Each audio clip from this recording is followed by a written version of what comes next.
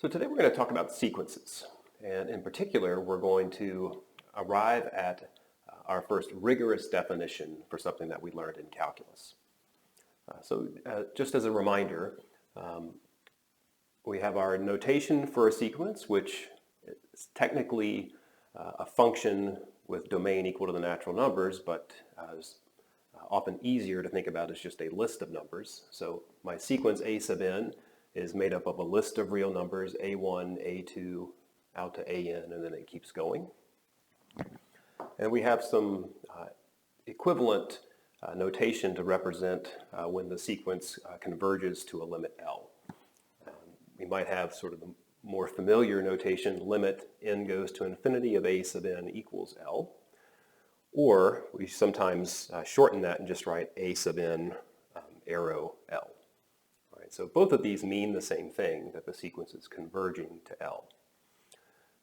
Now in calculus, we might kind of get away with saying something like this, that a sub n converges to L means a sub n gets closer and closer to L as n gets bigger. So that's one kind of intuitive idea of what it means for the sequence to have limit L. Maybe a slightly better version, kind of along the same lines, would be we can make a sub n get as close as we like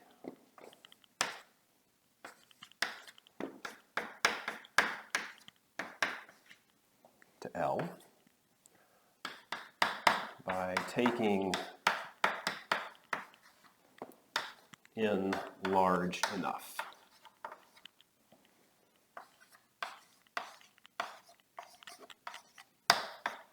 So this is a little better than the first one. This is kind of halfway between our sort of most hand-wavy definition and the rigorous definition we're about to do. So this is tightening things up a little bit, and we're saying that we're not just content with getting close to L, but in fact we can make the terms in the sequence get as close as we like to L.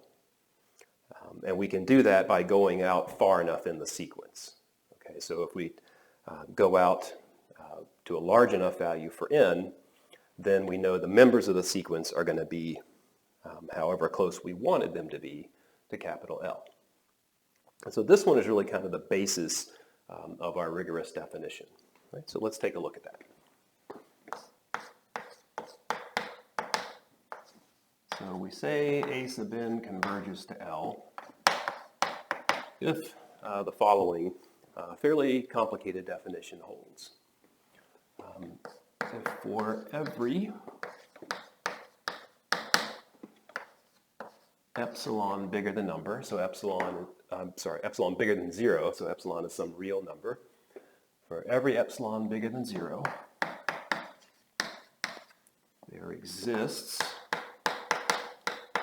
some natural number capital N. So that's some n in the natural numbers. Sometimes you'll see like a subscript or some other indication that this capital N typically depends on the epsilon. Sometimes I'll put it in, sometimes I won't. It's not part of the definition in the text, but I do think it can be helpful to remember that the capital N you get depends on the epsilon you start with. Okay, so for every epsilon bigger than 0, there exists some natural number capital N such that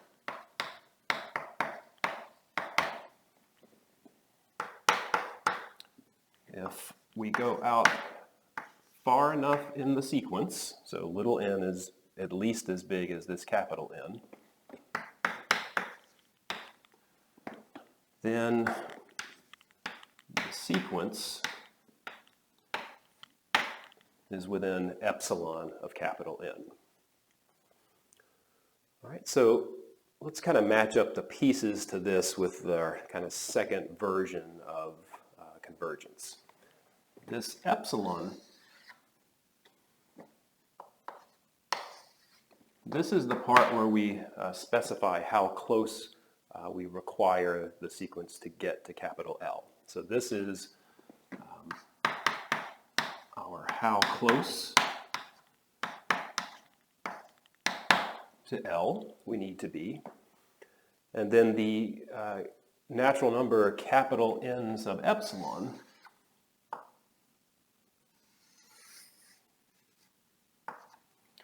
this is how large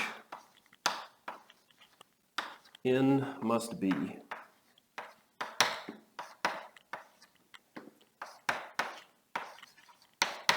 to get epsilon close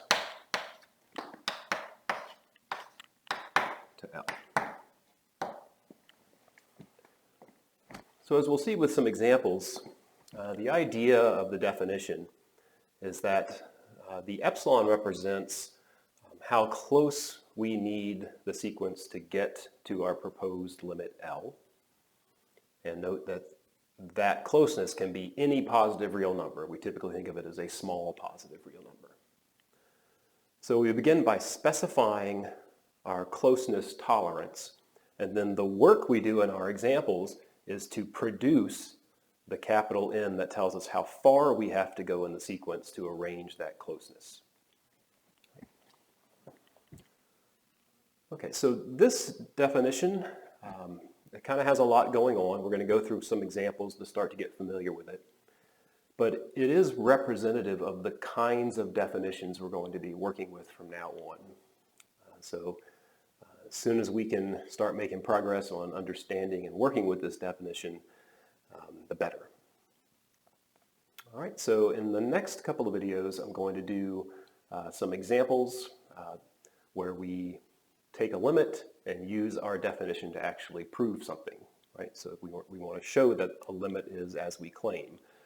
These first definitions, they might be good enough to calculate limits and good enough for the sort of things we need to do in Calculus 1, but they're not really good for proving theorems, right? You can't take these two things really and come up with theorems from them. So we need a rigorous definition. We've got one, and now we need to start getting used to it.